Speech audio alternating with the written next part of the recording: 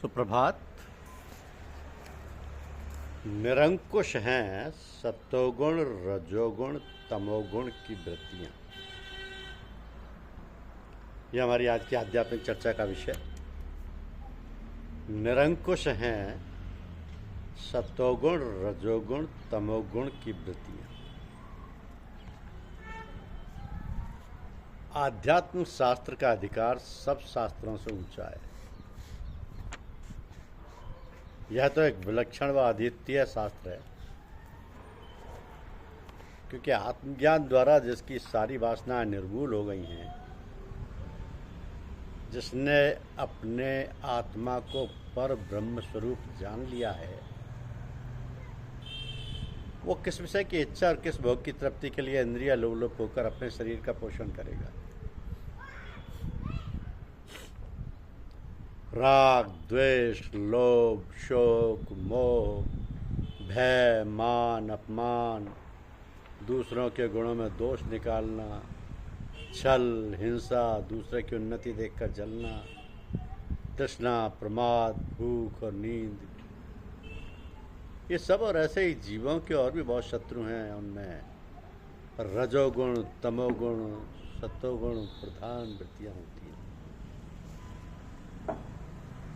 तो राग द्वेष त्याग देने पर इनसे उत्पन्न लोभ मोह क्रोध आदि मानस रोग भी शांत हो जाते हैं और मनुष्य सुखी हो जाता है। तनिक भी प्रमाद हो जाने पर इंद्रिय स्वरूप दुष्ट घोड़े और उनसे मित्रता रखने वाला बुद्धि रूप सारथी रथ के स्वामी जीव को उल्टे रास्ते से ले जाकर विषय रूपी लुटेरों के हाथ में डाल देते हैं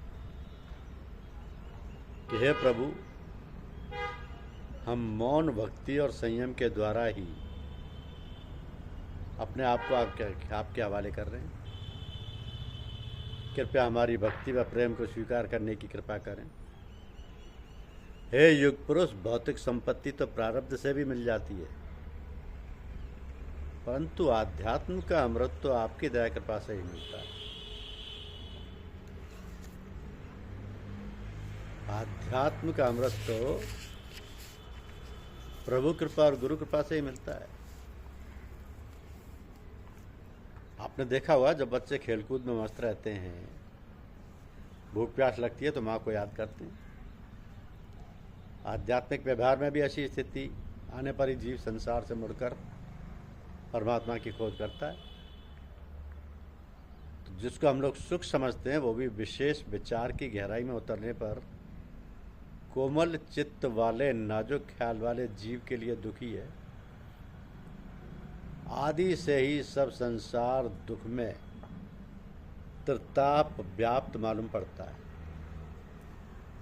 दुख की निवृत्ति की खोज से ही धर्म उत्पन्न होता है और दुख की आत्यंतिक निवृत्ति का एक सरल उपाय भगवत भक्ति प्रतीत होती है।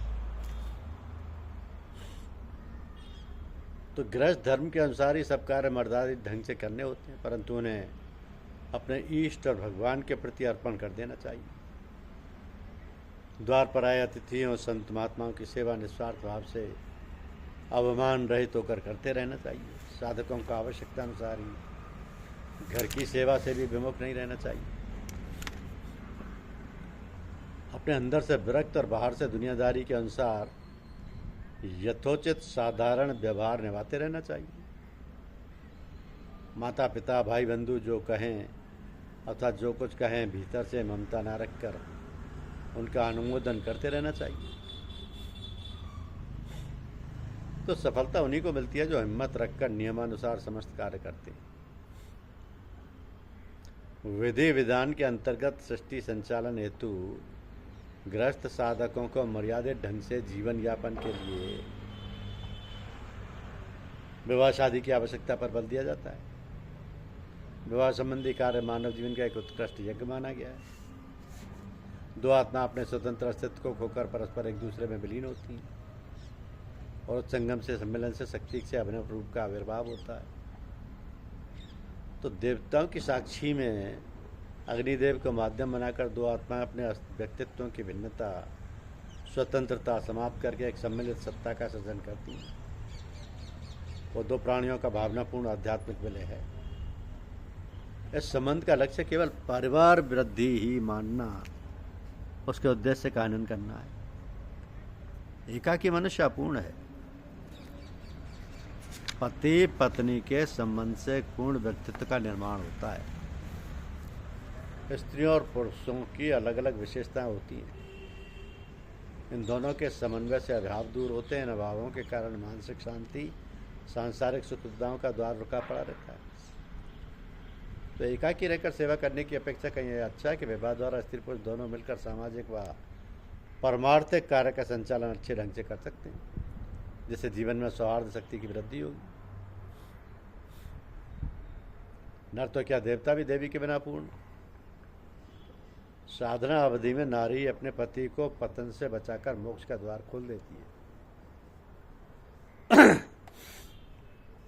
तो संकल्पों के परित्याग से काम को, कामनाओं के त्याग से क्रोध को, संसारी लोग जिसे अर्थ कहते हैं उसे अनर्थ समझकर लोभ को और तत्व के विचार से भय को जीत लेना चाहिए। आध्यात्म विद्या से शोक और मोह पर, संतों की उपासना से दंभ पर, मौन के द्वारा योग के विघ्नों पर, शरीर प्राण आदि के को निश्चेद करके हिंसा पर विजय प्राप्त करनी चाहिए। आदि भौतिक दुख को दया के द्वारा, आदि दैविक को योग बल से एवं निंदा को सात्विक भोजन, स्थान, संग आदि के सेवन से जीत लेना चाहिए। सत्वगुण या सत्वगुण द्वारा रजोगुण एवं तमोगुण और उपरति के द्वारा सत्वगुण पर विजय प्राप्त करनी चाहिए।